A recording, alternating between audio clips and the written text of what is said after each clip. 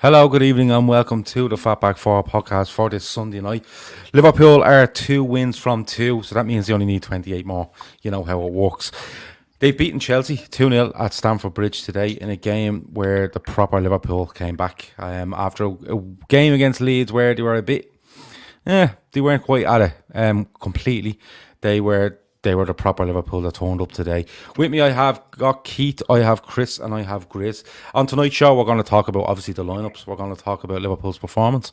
We're going to talk about Sadio Mane. We're going to talk about Thiago. We're going to talk about sendings off. And then we're going to have a little bit of a laugh at Frank Lampard, if that's all right with everybody.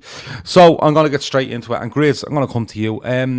You know, we were a little bit shocked last week at the lineup and what way we'd set out and the players that were involved. This week was no different. It didn't come to light till very late on that Joe Gomez and Joel Matip were suffering with slight niggles, is the word I think it was put. We ended up with Allison in goal, Trent Alexander-Arnold at right back, Andy Robertson at left back, and Fabinho parting Virgil van Dijk. In midfield, he went with Henderson, he went with Wijnaldum and Keita, and the three usual lads up front. Was that a shock to you at all, Grizz? Shock, no, because if they're injured, if Gomez and Matip are injured, then the natural replacement is, and we've been told, is Fabinho. So no shock as far as that's concerned. The rest of the team picks itself, doesn't it, at the moment, especially with Thiago just arriving. But yeah, with Fabinho, I've made a massive statement, didn't I, in the WhatsApp group a few minutes ago. Yeah, and you before you made the statement, you let us know that you were about to make a statement, which was weird. Yeah. But you know, I'm just preparing you guys like statement incoming with the sirens and everything. It's okay, but I like him at centre back, Gav. I like him. I very much like him at centre back. I have been one of his slight critics in terms of his performances in midfield. I know he's a fantastic DM when he's on his game. But I think in games, and today showed it, even going to a so-called pretender to the crown, challenger, whatever you want to say, however you want to hype up Chelsea, the way they set up against us just shows where we are right now, lads. It really does. We've just gone to Chelsea, who've spent £500 million, right, in a couple of weeks, right? Giving it all the larging about they're going to do this. They've sussed out this. They've sussed out that. And they absolutely shit the brick when it came down to it. When the teams came out onto the pitch and sort of stood in their formations, as soon as the whistle blowed, they just retreated 30 yards and just camped and played like an away team and played like a low league team does. And that's absolute credit to us. That's not a slight on Chelsea. That's the aura we've created. So even though we're out of form, we're looking rocky, we've run out of ideas, you know, people have worked out a game plan how to play against us. We've created this. We've created this monster that we are now. Teams automatically are overawed. And in games like this, similar to how Fernandinho done with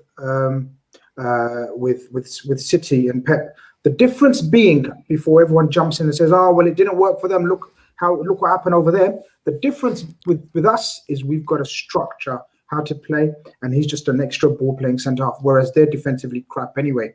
Individually and as a collective, we're not. Everything else is in place. We just needed to sort of evolve in how we play that role. I think Fabinho could be an absolute masterstroke at centre back. I'm not saying my first choice, but I'm saying it potentially has the makings of being a masterpiece in the evolution, especially with the midfielders we've currently got at our disposal. That's some answer for we are shocked by that lineup, but thanks very much. Sharif Ahmed says, only starting watching this channel a few weeks ago, but love it. Ain't missed a show yet. Grizz, you're a legend. There's your mate, Grizz. You must have. Thanks, pal. You must have lent him that £5 as well. Yeah, I'm looking for my fiver now. My Barry Devney says super chats are back. I've been outvoted on super chats. They have been opened on super stickers of some sort. But again, if you want to, go ahead, but you don't have to. Chris, I'll come to you next. I know Grizz has more or less covered the season as a whole in that answer. But Chris, you know, I'll put it in a slightly different way. You know, the lineup is the lineup. It kind of dictates itself because of the whole Fabinho having to go to centre half and stuff. But does it strengthen the narrative that we need another centre back, despite him being excellent? And we will get on to him later in detail. Despite him being excellent, does it strengthen the narrative that Liverpool need to sign another centre back because the reliability of the other two just gets questioned too regularly?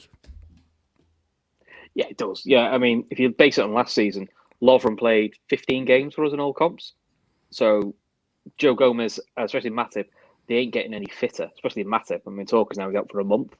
So as well as Fabinho did really well, but we've seen quite a few players who have done out of position really well. But when it becomes your normal position, like we saw with Fernandinho, like we saw with other players, eventually that adrenaline or that it being a one-off wears off.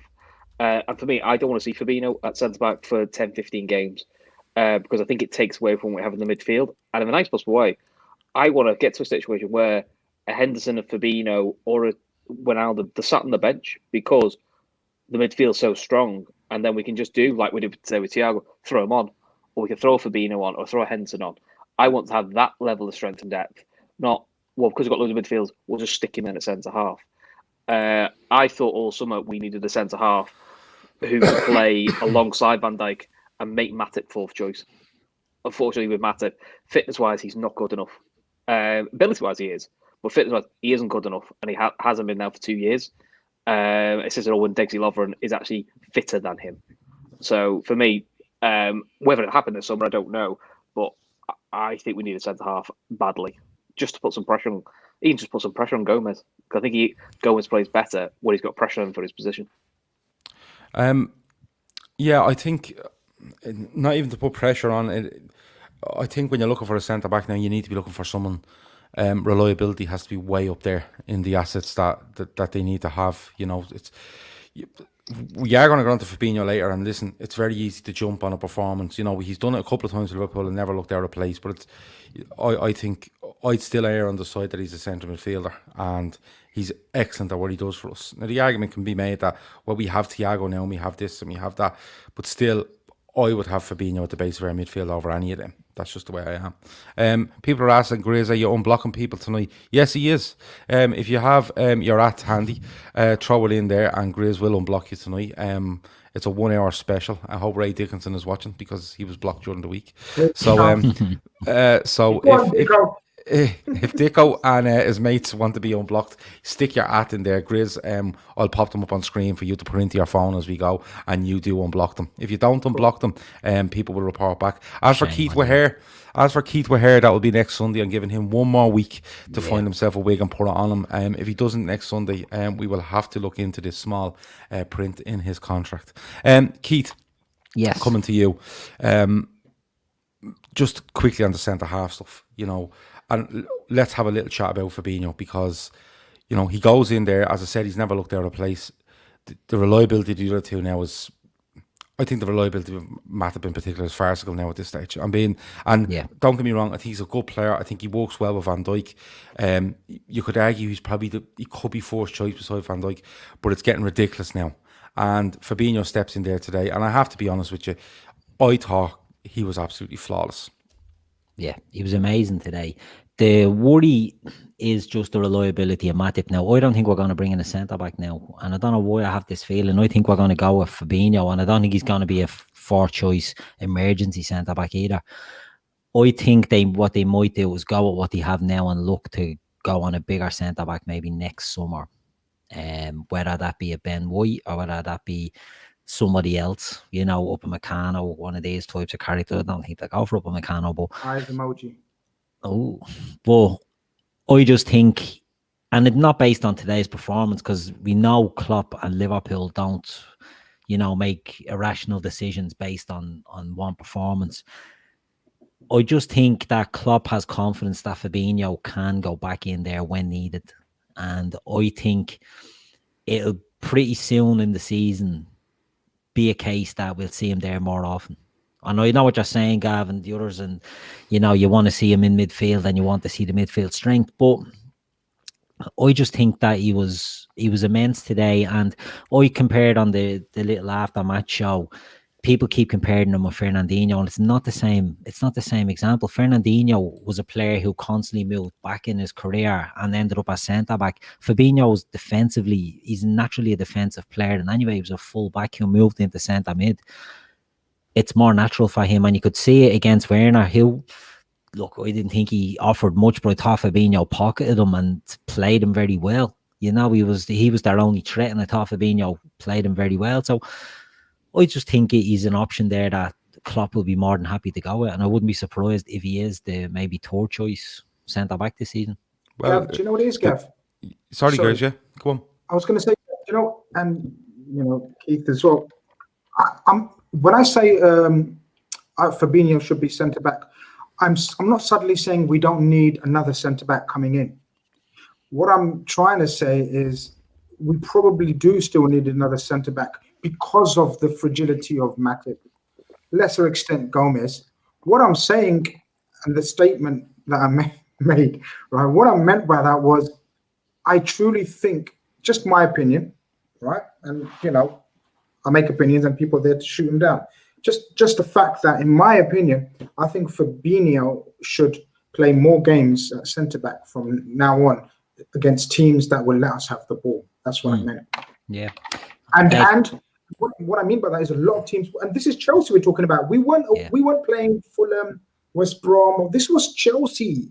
Was supposed to be at Chelsea. They shut themselves and let us have the ball, and that's what everyone's going to do. Possibly barring, Leeds when we play them again, and Man City maybe.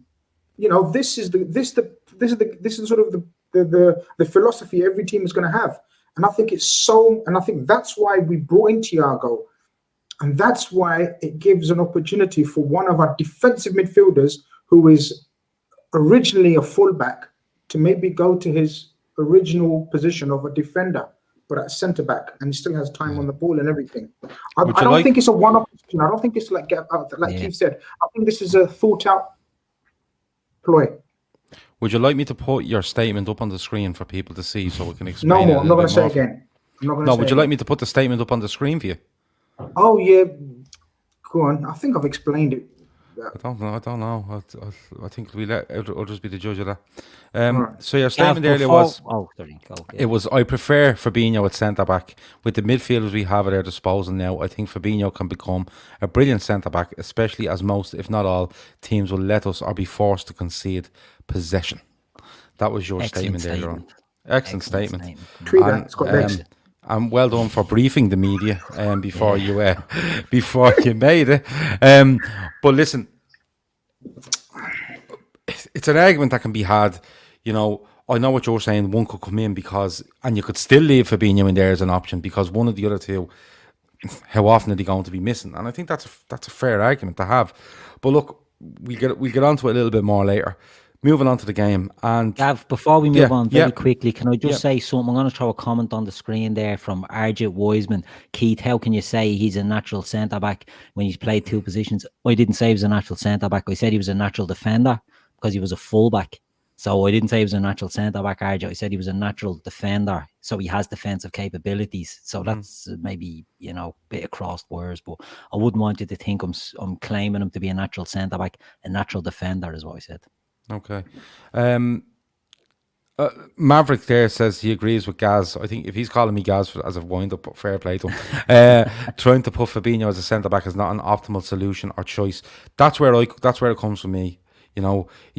He's good at centre-half. He's better in midfield. You know what I mean? You use people to the best of their ability. But if there's flexibility there, that's absolutely fine. My worry is, and I seen somebody mention it earlier, what happens if Van Dijk goes down and you need to put Fabinho in centre half? Are you as confident then in your centre midfielder being playing centre half? Because he's in there, but I'd say, and look, he's a very, very, very good player. But I'd say, Trent on the right hand side of him, Van Dijk on the left hand side of him would have a lot of influence on him. No, I'm not saying that nursing him through a game, but he might be watching his lines off them because he mightn't have trained all week at centre half. Gomez and Matip might have been given every opportunity to play, and it didn't happen. It's just I don't have a major issue with him playing there. I just don't want to see him long term there. I think he does add to our centre half options, and that's great. But I think it takes too much away from a midfield when you weigh it all up. And people will argue Thiago and Henderson, Wijnaldum, Keita and stuff. But I still stand by he's the best deep line midfielder we have. That's just the way it is. I think the big test is I think the big test is next week, Arsenal, because they will play similar to Chelsea. But if we're honest, Chelsea's only real pace option this week was Werner. They don't have Pulisic, so it's only one pace option. Which with Van Dijk next year, you can double up and it helps him out. I mean, one-on-one defending is really good. But when you play in Arsenal, you're going to have Aubameyang, you're going to have Lacazette, and potentially Willian or Pepe. You're going to have 3 pace options coming at you. And I think that's where Fabinho, I'll be interested how he copes with that, with 3 pace options. I think it's a little bit easier with 1 pace option to throw him in at centre half for one game. I think that's where you do need someone like a Gomez, because he has the pace to get him out of a situation, which I do think Fabinho will struggle with. Yeah. So that's my big concern for Fabinho, is that many pace options against him. Well, I suppose watching him, if you watch him in that position over a stretch of games, you could make a much better analysis. One off every couple of months, the game can fall for you. But I still think he was flawless today. Keith, sticking with you,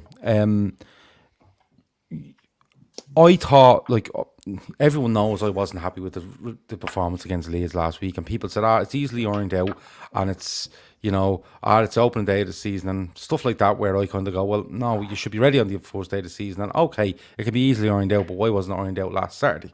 And it was basically down to, I felt a laziness in the team, maybe an overconfidence, and, I'm being outworked a little bit, but today, Keith, the control from us from very early on, I thought, was extremely impressive. And I said in the intro, it was the Liverpool we know. And it really was that, Keith, wasn't it? Because we went out and we stamped our authority on that game very, very early. And for all the talk of Chelsea, they bottled it, Keith. I'm going to be honest with you. They bottled having a good go at Liverpool today.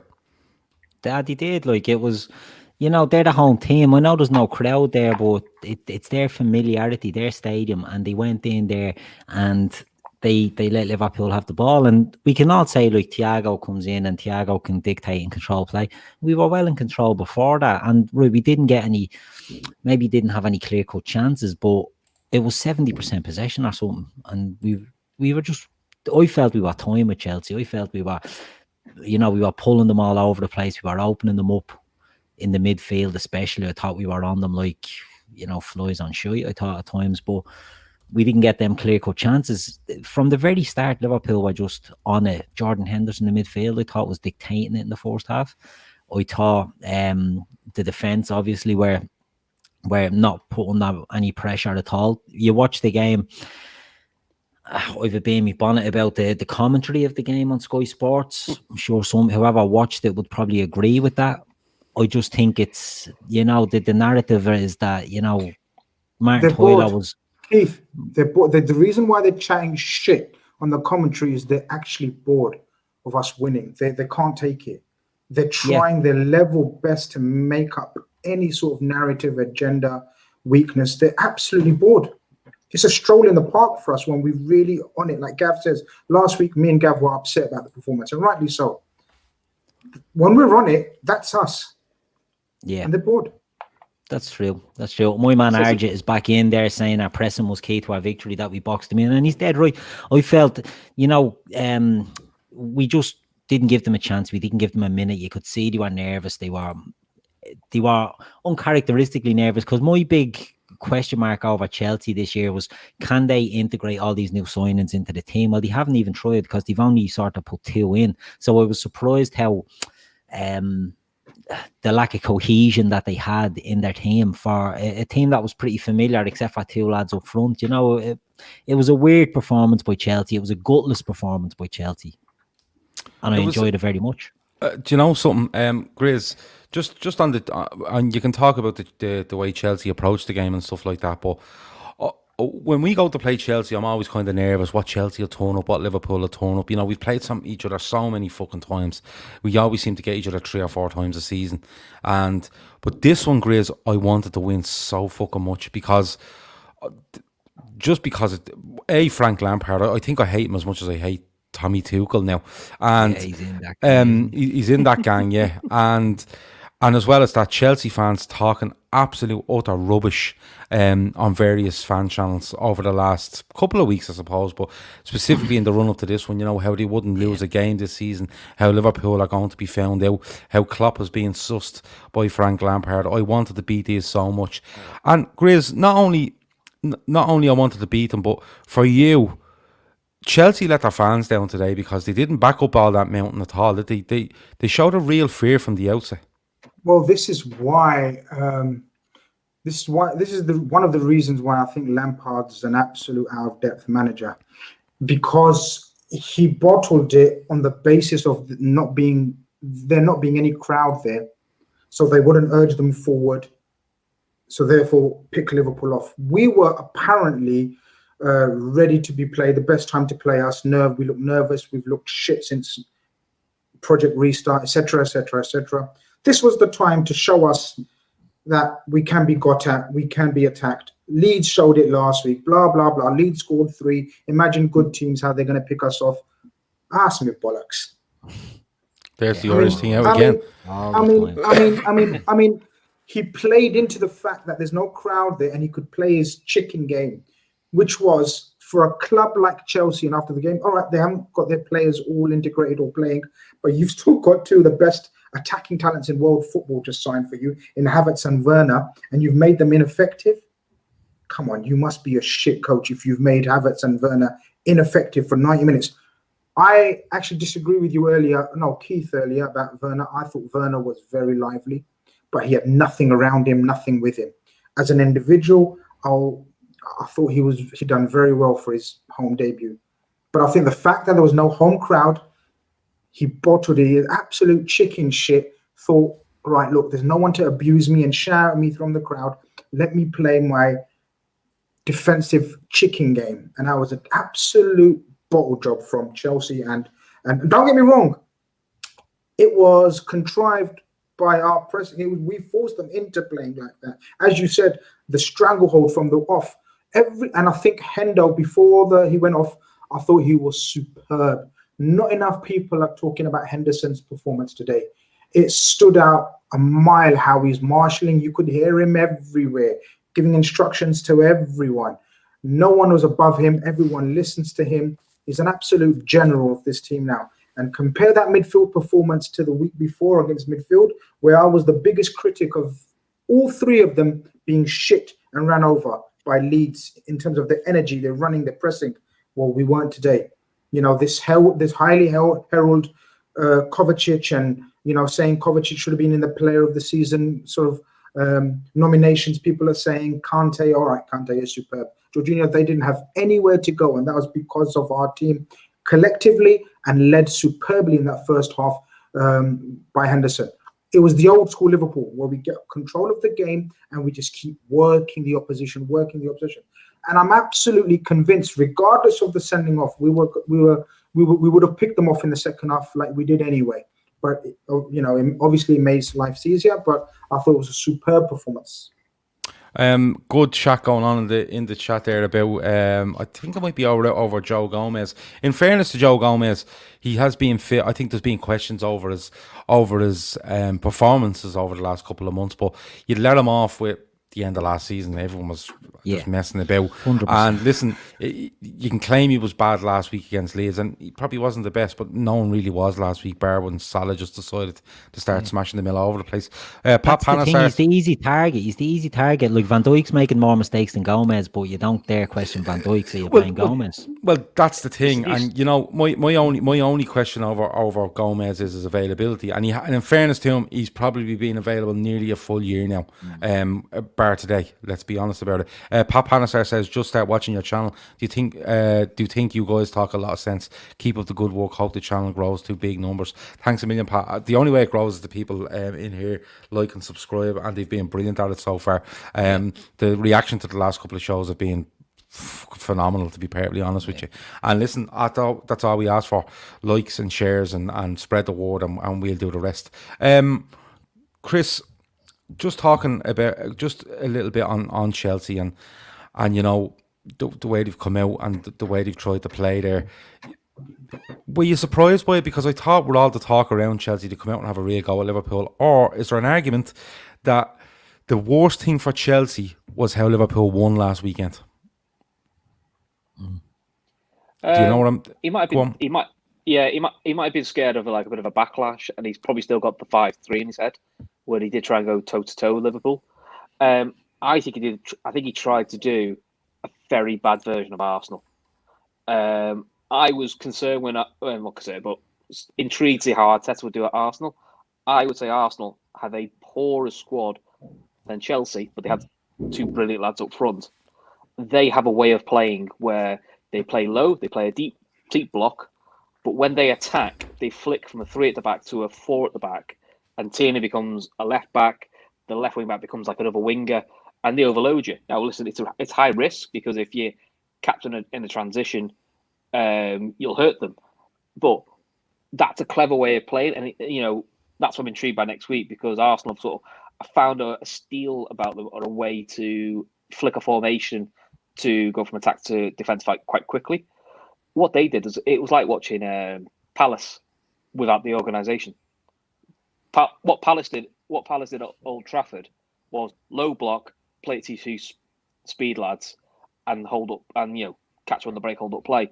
Chelsea tried that, but it was so negative. And I think if he had a crowd there, he wouldn't have got away with that. I think he'd have been forced to do something else. But to me, I don't know why he didn't just throw on Werner, Havertz, and try Hudson-Odoi, 2 pace lads.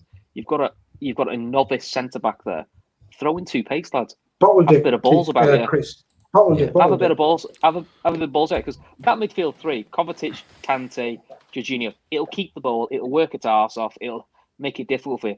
So you can afford to have be a bit more expansive up front. They'd have been better keeping Willian and sticking Willian on the wing. He'd have caused us more problems. Which I do think, and I've had this theory that this 200 million they've spent on players is the owner spending the money for the next manager. Lampard, to me, has always been a bit of a scapegoat for the transfer ban, and I don't think he'll go beyond the season anyway. I think he only got the job because of a transfer ban. Yeah, and I think he's just keeping. I think he's keeping the seat warm now for someone. Well, Jonathan Davis says there on a super chat, he says Lampard will be sacked before Christmas. Go around the table quickly. Grizz, does he last till Christmas? Yeah, he lasts until Christmas, but only because there's no crowds in there to boo them at half time like they would have. Okay, Chris, do you think he lasts till Christmas? Yeah, I think he's gone by April. Okay, Keith. I'll back Jonathan and say Gonzo by Christmas, but I do agree with Chris. I think he'll survive till April. Oh, I hope he's gone by Christmas as well. So there you go, Jonathan. We're all in this together. Lads, moving on, and the big talking point of the first half. Although Liverpool were well on top, I think coming towards the end of the first half, I think Liverpool had more possession. They probably about 20-25% more passes than Chelsea. I think Chelsea, I remember seeing about 60 minutes in, had 40 passes in Liverpool's half. 40 out of about 288, I think was the number. And that's gone off the top of my head. So, but the big talking point of the first half was Chelsea on the attack, breaks down, gets to Henderson. Lovely ball over the top. Mane's in on it.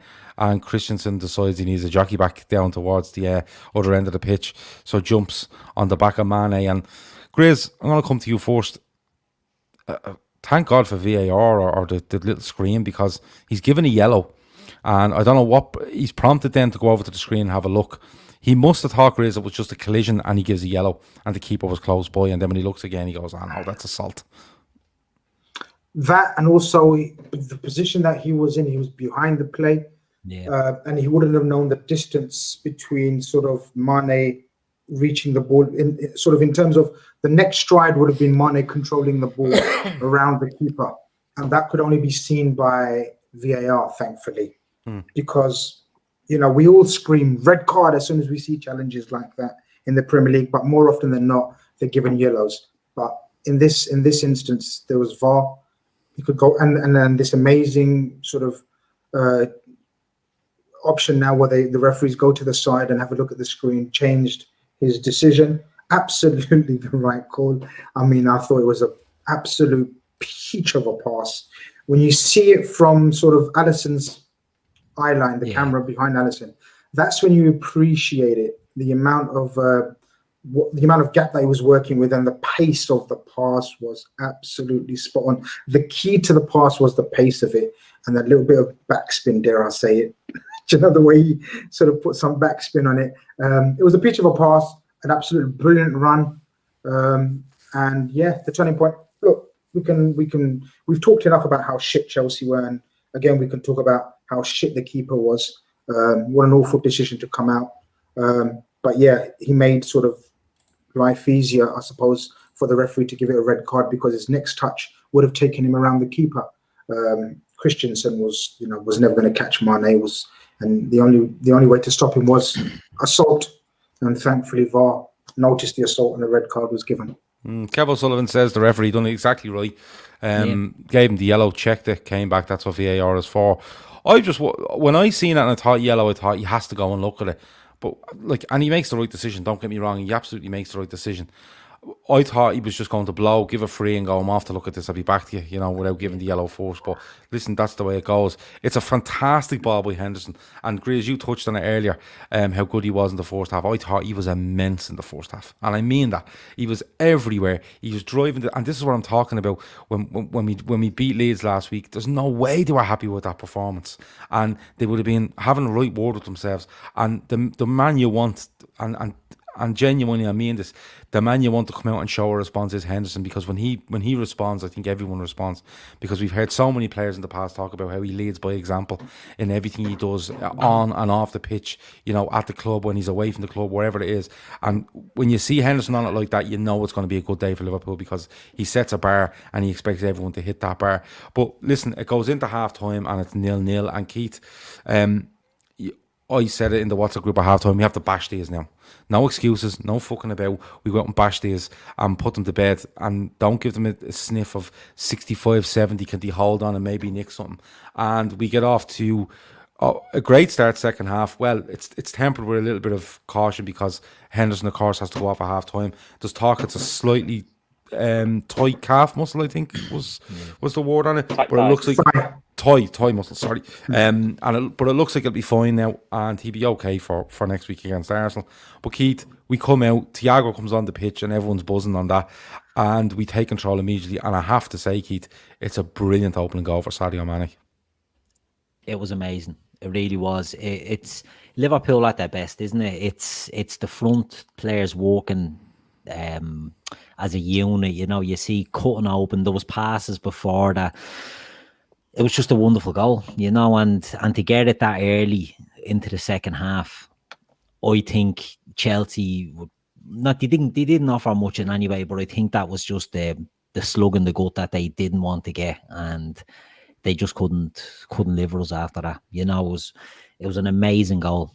Great play by Mo and Bobby to get in there. Great cross, great header, everything about it. Smashing goal. Absolute brilliant goal.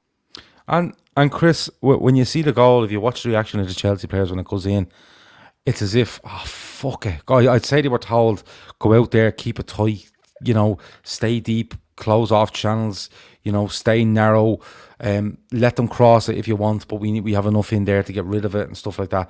And it really looked like it knocked the wind out of them, didn't it? And I have to say, the ball in, the football is great, the ball in is brilliant, the header is actually an unbelievably good header. But it really knocked the stuff out of Chelsea, didn't it? Yeah, they were hopeful, let's make it an awkward 15, which, to be fair, is something Liverpool in the past against 10 have struggled. The best thing I liked about Liverpool is it was only been a couple of years ago, we played against 10, you'd have seen dickhead pop shots from centre-backs, left-backs, from 30, 40 yards, pressure up, we have to get a goal. This was controlled aggression and picking your moments and using the spare man, which to be honest, playing for me, someone like a Firmino plays into his element. And the header, I mean, Mane's probably the best, probably one of the best headers we've got. You know, it's a wonderful header. Keeper's got no chance, as shit as he is. No keeper saving that. It's a wonderful goal. And Klopp, you can see by Klopp's reaction, he knew first goal was key. And get it so early. I think he knew then, right, we've got these now because they have to at some point come out. And that's just going to play into our hands. Yeah, and that's exactly it. And Keith, I'll just come back to you. Like, it is a fantastic goal. It does knock the stuff in our Chelsea. And are you thinking then, great, but now we get a second? Yeah. You know, because you always hear it, you know, when the underdog is playing, the first goal doesn't make a massive amount of difference. You know, they're still going to hang on and wait for the last 10 and throw something at you to grab something. We needed to put distance between them. And the second goal comes, Keith, and Mane tries to play a ball. It doesn't quite come off. But instead of standing looking, going, oh, well, look, you know, he takes off after it. Kepa is just a fucking abomination of a goalkeeper. How they paid, like, I don't know, 4, 5, 6 million. Well, they paid 6 or 7 million more than we paid for Allison for him. Is absolutely off the charts. And he tries to be cute and play a ball, I think, to Jorginho. And Mane cuts it out and fires it in. And if the first one didn't kill them, the second one most definitely did.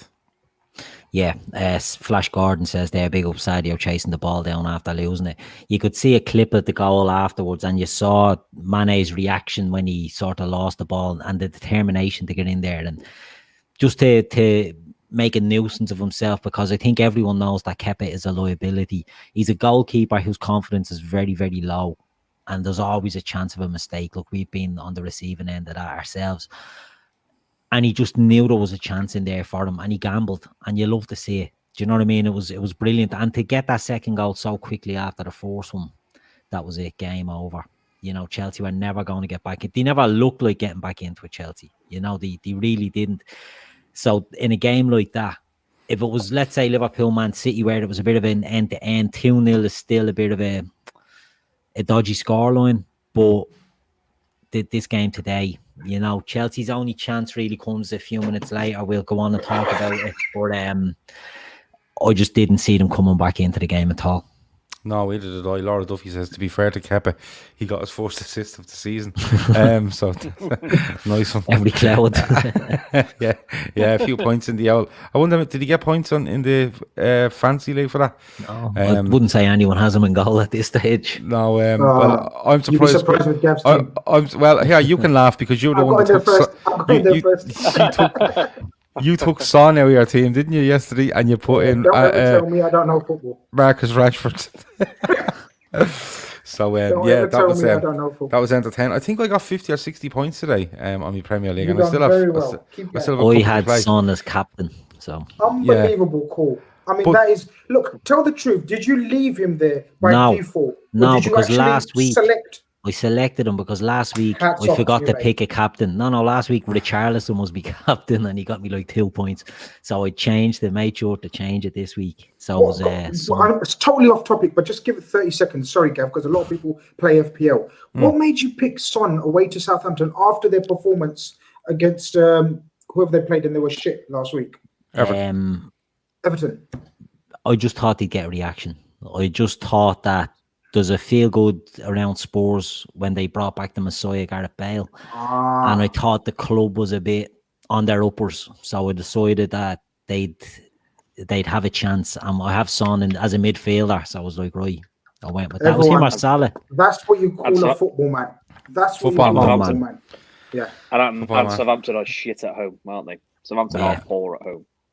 Well, that's a football man. I have Danny Ings as well, by the way. I have Danny Ings as well. All right, relax now. No one likes and Kyle Walker Peters. Yeah, no one likes that. Relax now. I'm on 89 points this week. I'm bottom of the league. I'm bottom of the 12-man league because I only started asking about the rules today. I was like, lads, what's that wildcard do? And lads, what does that do? But what's this bench boost messing? So I've worked out what the rules are now. So I'll start giving it serious consideration as the weeks go on. Yeah. Well, I've done better than last week. If I continue to do better every week, I'll get somewhere. But listen, it's 2-0. Liverpool are cruising. Let's be honest about it. They're way better than Chelsea. And Chris, I want to give you the first little chat about Thiago Alcantara because He comes onto the pitch and do you know the way you hear about people going, you need to bed in and work out how Liverpool play? We're just going to adapt to him. I think that's what we're going to do. We're just going to go, look at that fella. He's the fucking business.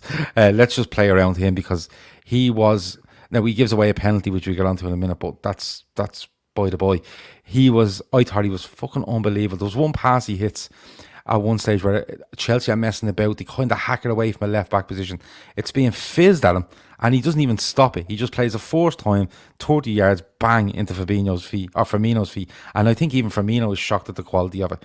How good was he, Chris? Because I just thought he was ludicrous, to be honest with you. Majestic, mate. Absolutely majestic. I mean, I'm not the only but I remember when he broke through at Barca, and when he went to Bayern, you just like, this looks a player. You can see why Pep took him to Bayern. So I've been, hoping we'd sign him. It's been really exciting. I must admit, I was one of the ones that thought, how quickly will he settle in? Every player's quality, but they've got to settle in with the team. I mean, the fact he speaks English so well probably makes a settling in period quite well. But you could just tell when your best players, Van Dijk, Mane, Salah, they all know how quality is. And it's not like they bed him in slow. It's just they just ping it at him like they ping it at anybody else. And it was just like he just looked like he was doing it at a walking pace. It was so. I know it's 10 men like that, but it just looked so easy.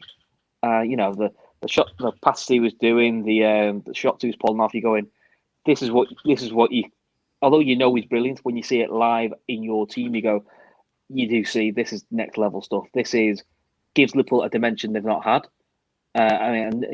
This is a very, very, very good Liverpool team. It's probably the best Liverpool team I've seen in my lifetime. So, to add that quality was brilliant. And I can't wait to see more. I can't wait to see more of him. I'm really excited. I just hope he starts every game now because it's just exciting to see what he can do. And to be honest, I think that's only him at half pace. I think he can probably play a hell of a lot better than that. Not saying he was poor, but I do think he can play a hell of a lot better. He's just wait till he finds his feet. I think this is gonna. I think a few of these Chelsea fans on these other podcasts are now going, shit. We now realise what next level is. We now realise why Liverpool haggled and waited till they got him, because that's all they needed. It was that extra level thing, but it was it's great. It was brilliant to watch. I enjoyed it. It made me very relaxed second half. 0-0. I'm always a bit anxious, but as soon as he came on, within the first 2-3 minutes, you were just like, we'll be fine here. This is great. Yeah, he's Flash Gordon says there's one where he looks to whip one back post to Genie, and we haven't had someone off that vision since probably Coutinho. Grizz, Thiago Alcantara, I thought he was just majestic, and as Chris says, he's coming into a side there that he's probably trained with once, twice max, and somebody else says there he's constantly talking. He walked onto that pitch as if I own this fucking place and I'll show you what I'm all about. Grizz, how good can he be for this side? Because we always talk about the functionality of Liverpool in midfield, but he looks like a player that can come in and be absolutely functional if you want him to be, and then just be absolutely outrageous when you need to be as well. And that's why FSG, in conjunction sort of with Klopp, Edwards and Co, decided that we don't care about how old he is. We don't care about his record, injury, blah, blah, blah, whatever the situation may be. We don't care if we can get him for free or start talking about getting him for free in general. We want him now. And this is the reason why people talk about sort of, he speaks Portuguese, German, Spanish, English. The best and the most common language he speaks above all is the language of football. Gav, very nice, Chris. I like Gav, that guy is... Yeah. Tweet that, it's got legs.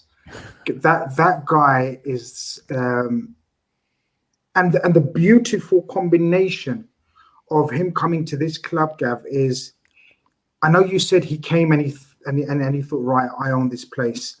I think the humility of our team and his humility in terms of being able to learn more is the perfect combination, and that's why Klopp was so insistent.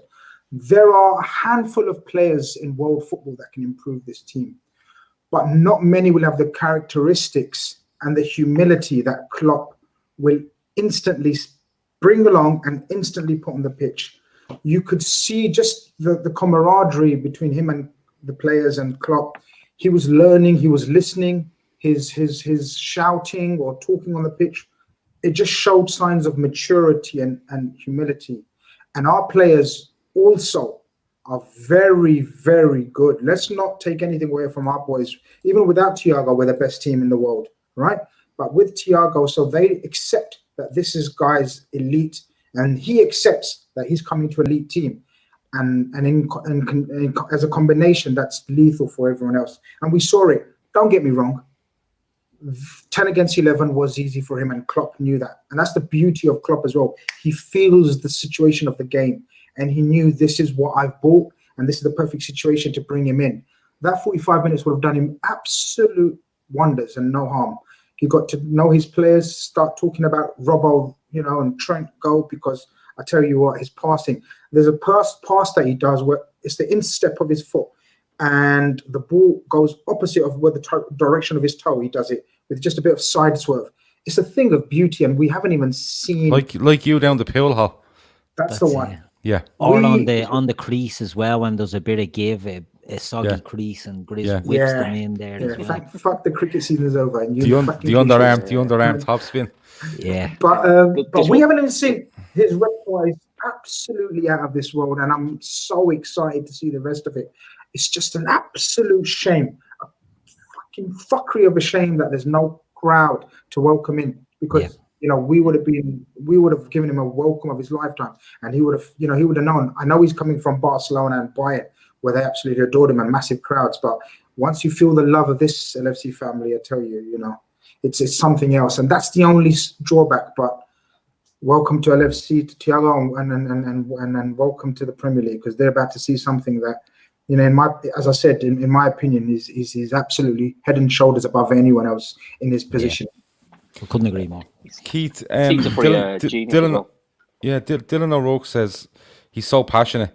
Anyone see him celebrating tackling Kate at 2-0 up? I did.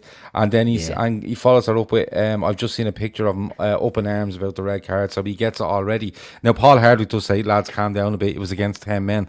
I don't even think it was the situation of being against 10 men. I think it was just the quality he's shown. Like, ball fizzing into him, and he's just, like, genuinely, I'm going to watch the match again now after this, but there's one that comes into him. I think Liverpool have just gone 1-0 up. And it's Alonso at left back, hacks one into midfield, and it's coming at him, and he just absolutely stuns it 30 yards into Firmino's feet on the edge of the box. And it's that good that Firmino can't even adjust his feet that quick to go, what the fuck, where did that come from? And that's how good it was. But a couple of things on his demeanour, Keith. He makes that tackle on Kante, which we all see the little clip going around, and Milner's giving him the big fucking high five, and he's nearly cheering himself, like, that's a big one, because we weren't letting him out of that box, and that we boxed him in, and we had to make it count. He's hitting passes, and you see there's one stage someone says something to him, and he hits a pass, and he just puts his hand out to his left, and just as if to say, relax, and it was a real kind of, Virgil does that an awful lot. He'll tell people, relax, push back, and he's pointing and prodding all the time, and straight into it he was, and he was not telling people where to go, but he was nearly moving his chessboard around, the pieces on his chessboard around. I think it was a hugely impressive debut, Keith, and the most passes in 45 minutes since records began in 1896 or something. Yeah. Is that right? Yeah. That's right. Fred Flintstone had the old record, and it's just been taken away from him. Gonzo. Yeah. But look, I think Grizz made an excellent point there, as he usually does, about the crowds, because I think if that was in front of a packed crowd, not even at Anfield, in Stamford Bridge, anywhere, you'd have heard the reaction to the home fans would have been like, oh, bollocks, this fella is coming on. And you'd have smelt the fear out of the crowd. And that's what this fella will do. You mentioned, Gav, about Virgil has that sort of, since he came in, he had that calmness and that authority to start dictating. I think this, and I'll put my neck out, I don't think there's been many, if any, better signings in the Premier League than this one, right? I think this fella is absolutely amazing. Me and Shawnee spoke about him before, about how he's one of the top players in the world. We've just got him. What I felt teams were doing against Liverpool was they were saying, right, all their threats coming down the wings, this midfield is gack in here. We can let them have the ball. We're gonna put 2 men in there. We're gonna pin Trent back. We're not gonna give them a chance. As you said, Gav, he's getting the ball now and he's pinging in things from fucking 60 yards away with side spin and back spin and every other spin he can get. They're not going to be able to deal with that. He's going to punch holes in teams from. He was like he was like the number one pro on virtual tennis. Like there was just spin everywhere. You know what I mean? Or It was like a fucking snooker player, like Grizz. It was like Grizz down in the Hackney Marshes throwing balls around the place. You know. Go on, Chris. Sorry. The only thing to add to it, I see Paul say before, calm down, there's only 10 men. I get that, but I think what the excitement you can bring from that, Paul, is think back to when we got knocked out by Atletico Madrid. We didn't have in the midfield or in the team that little bit of cuteness, that little bit of calmness when, don't panic, it's 0-0. You don't have to go at this. We can take our time, we can pick our pass. If you'd have had someone like a Thiago, this is not disparaging the midfield we had, but even in the Anfield game or the away game, if you'd have just had someone of his calmness and ability, I think Liverpool would have got through, because I think they just needed that little bit of just someone, a technical leader who could just go, I could pick the pass through the eye of the needle, I can move these around. So Jurgen there were times we got desperate with just I'm going to blam it from 20 yards and hope it goes in.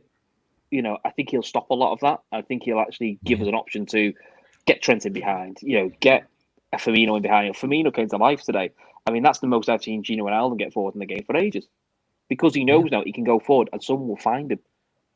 So that's why Chris, people are excited, because it shows we can do. Chris, shall I tell you what we're going to find now? And you make a very interesting point about Gini getting forward and Firmino coming to life. Now, this is not a slight on or showing disrespect to the midfielders that we've got, had before Thiago. But what Thiago will do now, and it will be visible now, he urges other players to get into position. And the reason why he does that is because he has the confidence in his own ability and he knows what he can do. So he'll say things like, Ginny, you keep making that run. Even though I'm looking over there, I know where you are. Relax, don't worry. I know you keep making those runs, even though you're behind me. And that will inspire, and that will become an understanding that this team will have. I'm so confident of it. Yeah, so he won't rely on players won't rely on the ball, the guy who has possession of the ball, seeing them and then making the run. He doesn't do that. He knows when, these great players, a lot of people saying, oh, we got our Alonso back. Look, Alonso was a big fan's favorite. For me, I was a fan, but I wasn't biggest fan of Alonso. And one of the reasons for that is, and some people are comparing him to Phil Coutinho. This guy's a hybrid of both. We haven't seen him take on midfielders. He can actually beat players with sort of body swerves and what, like Phil Coutinho used to do. He's not the quickest like Phil wasn't, but how Phil used to sort of have quick feet. This guy's got the quick feet of Phil Coutinho, and he's got the passing range of Alonso. I think he's got far more to his game than Alonso. And I know how high people hold Alonso and how they rate him. They're about to see another level with this guy, and that's the beauty of it. And people like Firmino, Mane, and Salah will absolutely come alive even more, and that's the encouraging and the beauty of this. Mind Over Matter asks, Gav, what is your best midfielders to start based on today's game? It's a good question, but it's a hard one. It is a hard one. It all depends what system you want to go with. And I'm convinced, I don't know what Mind Over Matter's real name is. I think he told me and I can't remember. There's cans involved. Simon. But it's not Simon. Fuck off. Don't start that Simon stuff again. He'll tell me in a minute. But I'm fairly sure that the way he's shaping this squad, and, Thiago being one of them, obviously, but I think even more so with Jota, I think he's looking for a mix of formations, both when we start games and in-game. The only time you usually see Klopp change in-game is when we're holding on to a lead. He might throw a third centre-back on, to short things up. He usually makes like-for-like changes and keeps a shape because he trusts his team. In this one, I think you'll see three in midfield. I think you'll see a 4-2-3-1 at times as well, a lot more often than you did over the last probably 2 seasons. Best midfield. If I'm playing a 3, I want Fabinho there. I want Henderson there, and I want Thiago there. And Yeah. Wijnaldum and Keita are unfortunate to miss out, but I just think that mix of Henderson's running power alongside the fact that he helps Salah so much and he helps Trent so much, and what I mean by they don't need help, but he allows them to play their game. I think Henderson is pivotal. I think I love Fabinho as our deep line player simply because he has got a range of passing. He's big, he can win things in the air, he's strong, he's physical, he can get around the pitch. And Thiago is Thiago. I think you can put him anywhere. But to have the likes of that backup of a Wijnaldum and a Keita is just, and Jones of course is just phenomenal. Alex Oxlade-Chamberlain obviously has to be mentioned. You have Milner there as well. Absolutely stacked in midfield. Owen Burke says Thiago, Keita and Fekir. But if it comes down to a 4-2-3-1, then it changes because I don't see the only thing about the 4-2-3-1 is I don't see many teams that we need to win with 2 defensive midfielders. All right, I just don't see it. Now, maybe apply in Europe where we want to stifle a game. That's absolutely fine, and we still have the 4 lads or 3 or 4 lads up front that goes for it. But I have to be honest with you. Thiago gets into any midfield that you put him. It's as simple as that. And that's not because I've watched him for 45 minutes against 10-man Chelsea. It's because he's outrageously cooked. And he has been for years and years and years. At Barcelona, Bayern Munich, and he's won the bleeding lot. You know, I think he'd suit anybody in a 2. He could play in a 2 with Fabinho, no problem. No problem at all. And you know, you could even put him in a 10 if you want and just let him float around. So to ask who the best midfielders are, I think is a very hard question. But to have that amount of options is an absolute dream. It's an absolute dream, and it's something that we have spoken about on this show, and I'm sure our supporters over the last, I don't know, go back as many years as you like, about having depth, having options, having strength. You know, we watch United through the 90s going, oh, fucking he's out, and they just bring him in. That's what we're at now. And that's what you want to be. So you don't want to be looking at going, oh, well, the Ox go now because of this. No, why not? Why? Stay where he is. Let him have all their options. If a player doesn't want to work hard to try to get into this side or gets his, you know, has a long face because he's not getting in, he might want to go and do something somewhere else. But the mentality of these players for me is that they all absolutely fight till the death. And if it means that you play 1 game in 3 or 2 games or in 6 or 7, fine, because they're all part of a squad here now that's looking to build what quite honestly could be a dynasty in football. Yeah. Come on, true. Keith. No, I agree with what you're saying there. I mean, the options in this team now, it's getting frightening. You know, if we go back to, let's say, 6 months ago, and our midfield options, you know, Lallana was there, and he was hit and miss. I personally like Lallana. I thought he was a good player. Curtis Jones was only coming through. We had the Ox who was injured. We have Keita who hadn't settled. A lot of these problems are now. Keita looks a bit more settled. He looks physically a bit more able for the Premier League. Curtis Jones, to me, someone said there a minute ago that I don't see him getting a game now with these options. Curtis Jones looks a serious option as well for me. I think if you went to a 4-2-3-1, Curtis Jones could play off one of the flanks in that sort of formation when he's not expected to be a winger, but an attacking sort of midfielder from either side. There's options all over the place. I've never seen a squad like this for Liverpool, and the way it's being built. We've had our own fans have questioned us too much over the last month, let's say, about FSG. We are building a squad now. Well, look, we have had our weaknesses going into the season, and they're all being addressed. If we do sign a centre-back now, it doesn't matter who it is. Could be off Dublin bus over 35s, and it's another centre-back in there. Joe Walsh isn't getting a game. Joe Walsh is the man for the big occasion. But it's just answering questions, and they're doing it so smart. Do you know what I mean? They're doing it so smartly. People are giving out about Jota, right? Jota is going to be a fine addition into that front line because he's not going to be a starter. He's not. People are. The thing that's annoyed me most, right, is how people are saying, how can they afford to pay 45 million for Jota, but they wouldn't pay 50 million for Werner? People haven't got a clue. Werner was 50 million up front. He was getting whopper wages. Yeah, whopper wages. Half the deal. It's Yeah. half the deal, half the wages, and paid over 4 years. Yeah. Which business would not take up that deal, an offer like that? But just adding on what Gav said, and you as well, those riches in central midfield is the reason why Fabinho will be more than a spare at centre back. That's my opinion.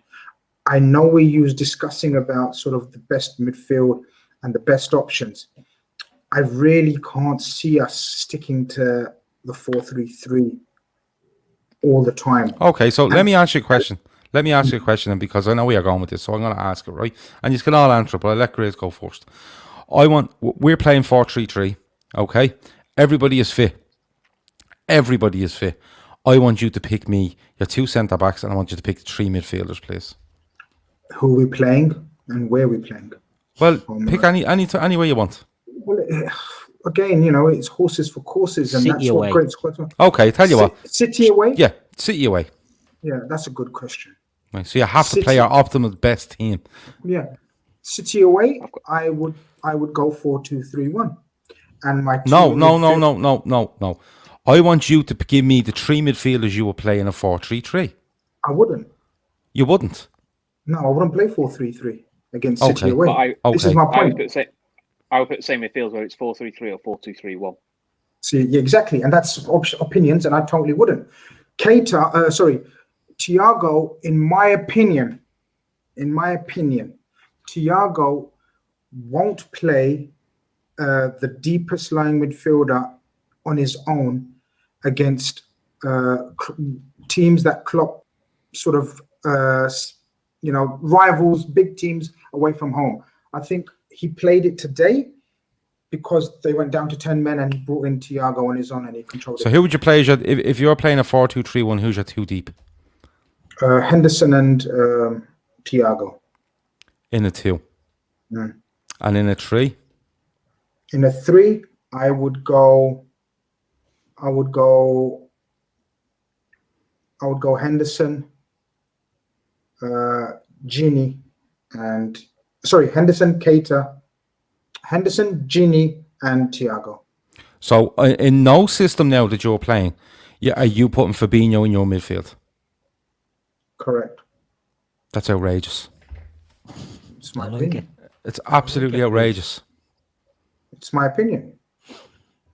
Isn't this outrageous? Of course, we're here for the outrageous. So opinions. you're I playing two deep midfielders because you're worried about people's attacking threat, and you are now going to drop out your best defensive midfielder out of either of them systems, playing in a system that 4-2-3-1 is designed to 2 sit deep to protect the back 4 because you're worried about the other team's attacking options, and you are dropping your best defensive midfielder out of both of those systems.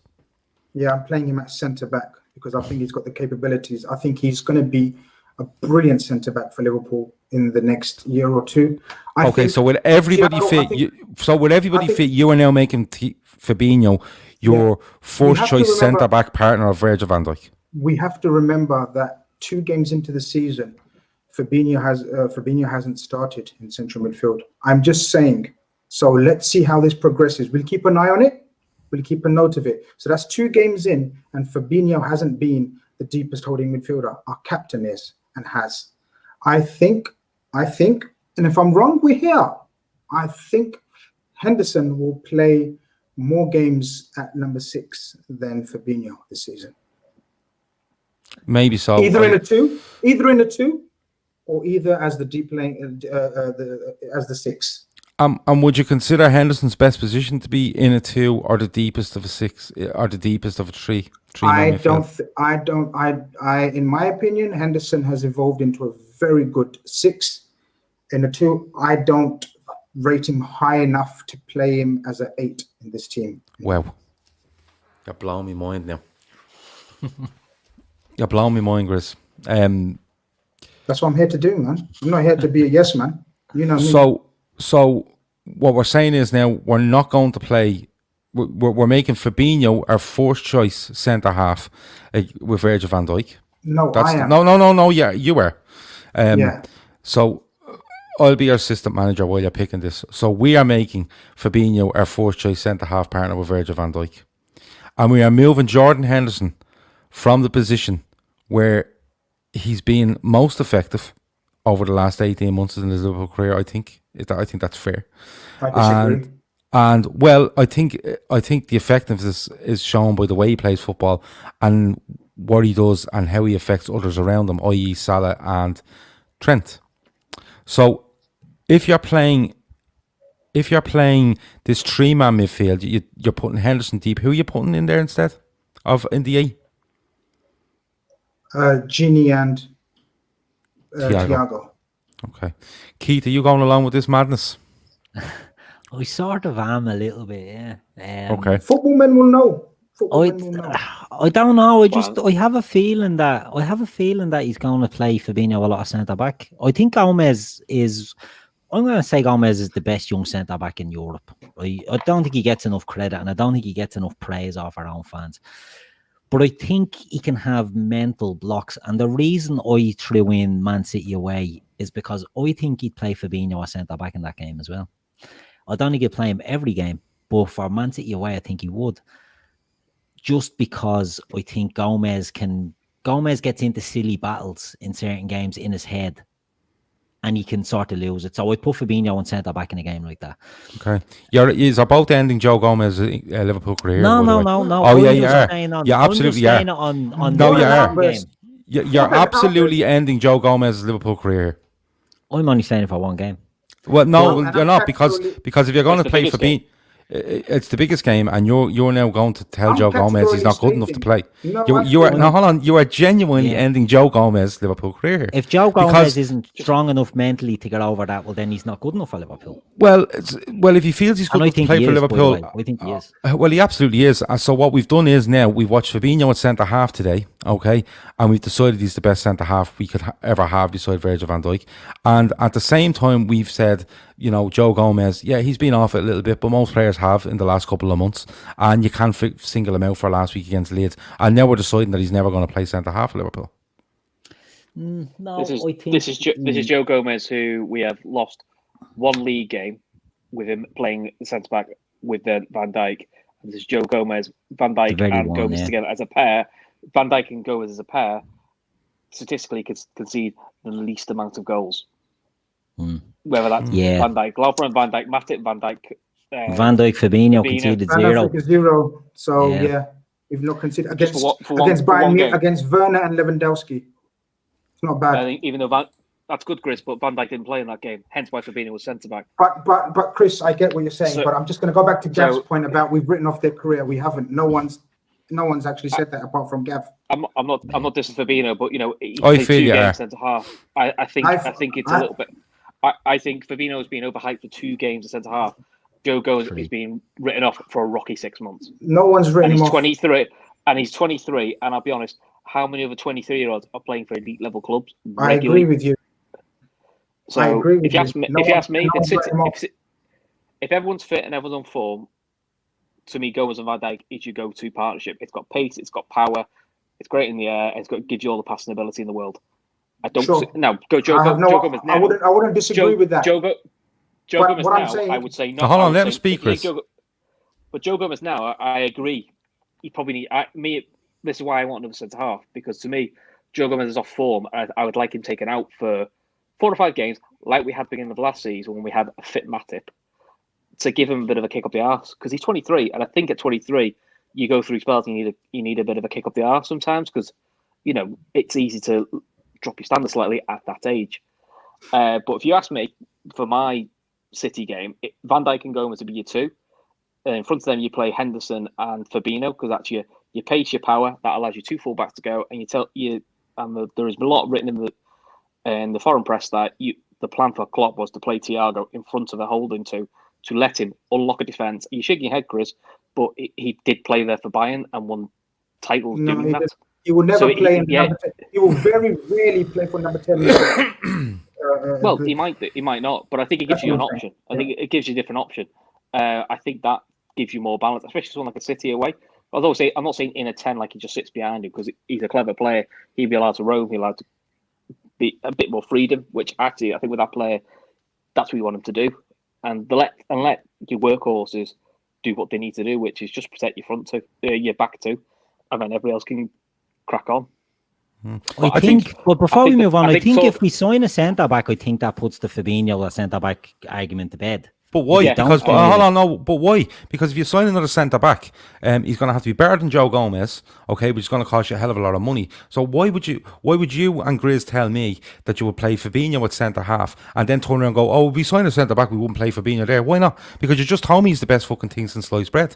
No, what I said was like I said, I picked City away as an example that Gomez has in the last game against City. I know it was the first big game back after the lockdown. He had a stinker. I think the way Raheem Sterling's head goes a bit when he plays us, I think Gomez's head goes a bit up against Sterling for some reason. And I would have just said for that game, I'd have played Fabinho at the back. I think if we don't sign a centre back, I think Fabinho is going to play there an awful lot this season. If we do sign, and we know it's not going to be a top of the range centre back that we're going to bring in. It's going to be a player, we've all discussed this, between the 10 and 15 million range. Well, then Fabinho straight back into the midfield, and that just changes the whole dynamic. I'm just saying, if it was based on the players now in that big game, I think Klopp would go with Fabinho and Van Dijk at centre back, and he'd go with Thiago, Henderson, and Keita in midfield. Few people are saying there that Gomez needs a kick up the arse. He probably does. And listen, if this is a kick up the arse, lovely, because I don't think the players in this squad and the squad as a whole take this sort of stuff very seriously and usually react. I'm absolutely amazed at this conversation. I'm absolutely and utterly amazed, because we've gone from Fabinho playing one game as centre half to being our best centre half. But then if we sign a centre half, sure, we don't need Fabinho as centre half. So no I don't. But I don't. No, you have because you. No one else. No, you did. You said. Keith said. Hold on. Keith said. Said, if we sign another centre half, the argument about Fabinho at centre half is over. Why would you be signing? Hold on. Why would you be signing? Statements. What do you mean? Hold on. No one. That's what he said. That's what he said. That's what he said. No one. Can anyone record this video? And Grizz, I'll go back and show it. He said. No one. In the biggest game, he would play Fabinho at centre half. But if we sign another centre half, we wouldn't be having a conversation about Fabinho at centre half. So in your biggest game, you are entrusting Fabinho as the best partner with Virgil van Dijk. But if we sign another centre half, we'll never play Fabinho as centre back there. The question was put to us, both of us, that if we were to play City tomorrow or the next game, whatever, who would be our best centre back, or who would be, in our opinions, the centre back pairing and the midfield setup? And that's what we gave. Neither of us have said that Fabinho is our best centre back. Neither of us have said he's our best second centre back. What we have said, and what I will say for myself now, and hopefully we can move on because it's been a great chat, but time is running out. I know time is running out. What I've said categorically, the only statement that I've made is, in my opinion, Henderson will play more at number 6 than Fabinho. And we can track that very easily, all of us, because we're, some of us stat mad, aren't we? We can track that. So we see that in Premier League, in the Premier League, in my humble opinion, Henderson, I'm not going to go into the reasons why. I've said why I think that's going to happen, but I think, and it's not happened yet, so neither of us can be right or wrong, because it's the future, right, Gav? Do you follow so far? Yeah, it's the future. Oh, I follow, yeah. So I predict Henderson to be playing as the deepest lying midfielder, whether it's in a 2 or as the one on his own, more than Fabinho. Okay, so if that's the case, is Fabinho on the bench? Magnificent squad. All great teams have a magnificent squad. What a squad. Splinters, Chris. Absolute splinters there for that question. Listen, we'll move on. It's no splinters. I've said, yeah, it's a squad. He's a squad player. All of them are Henderson, Gini, Keita, Fabinho, Ox, when he comes back, are all great squad players. Henderson, for me, after Virgil van Dijk, Mo Salah, Mane, probably the 3rd, 4th name on the list, on the team. Yeah. Above Fabinho. Okay, a lot of people saying, calm down there, Gav. This is what we do all the time, all day, every day. We roar and shout with each other, and then it very rarely happens on here, but that's fair enough. But Chris is turning up on the screen twice here. I don't know what's going on. He's back now. But listen, we'll have this argument again. I think I'll go on record. I think these are absolutely bonkers. But back to the game. Got the shout against City. Back to the game. We have the penalty situation. I think, do we all agree it was a penalty, Keith? Yeah. Yeah? Yeah, 100%. Penalty. Chris? Can't argue with it. The Chelsea one. Yeah. Yeah. There was a bit of talk that he did buy it, but it has to be given. Yeah, you run across like that, you're always going to consider fair enough. penalty. Yeah, Stuart is telling us not to calm down. He loves it. A few people are getting upset, Stuart, that we are getting upset, so we have to stop. Don't be upset. That's all right. I forgot we were talking about the game and still had stuff to talk about. I forgot about the game as well. But listen, the penalty, Chris, for you, penalty? Just, yeah. I think it's very, very minimal contact. I'll put it this way, Keith, I know you face most of does that, you don't get it. But that's the thing about the player, you know what I mean? The reality is, if that happens, Mo Salah, it should still be a penalty. Do you know what I mean? But we've seen a lot of them not given. Yeah.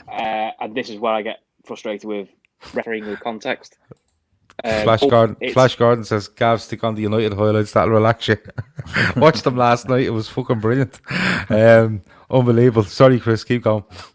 But yeah, so that's my only frustration is there is still even with VAR, there's still a lot of refereeing with context, which is why I'm not a fan of the GOAT, which will be controversial. I don't like the GOAT to the monitor bollocks. You don't like that? No, I like the cricket way, which is you speak to the guy and you go, that's a penalty. And the guy checks it, he goes, no, you've made a balls up of that. It's not a penalty. Don't give it. And all they do in cricket is they make a sign which says, I'm reversing my decision. And it comes on the big screen saying, no penalty, dive or whatever. That works. It takes all the emotion out of it. But that's what it was last season, and it was a disaster. I think the rugby one is the best one to look at. That's because the dickhead's in charge. Because again, it's still relying on our officials doing their job. I mean, you've seen the handball, the new handball rule. I've seen 3 days. I've seen Maguire's got given. I've seen no one got given today, but then we saw Gabriel's, which is identical, didn't get given, and that's the same. Official. See the difference with this. The difference with this method, right? It puts a slight pressure on the referee to actually change his decision because he's being asked to go and have a look. We think you may have made a mistake. So psychologically, the referee thinks, okay. So therefore, he automatically thinks I may have made a ricket here, and you look to make the decision, reverse the decision. To me, go to a screen is just TV theatre. It's a bit of theatre of it's going to the screen.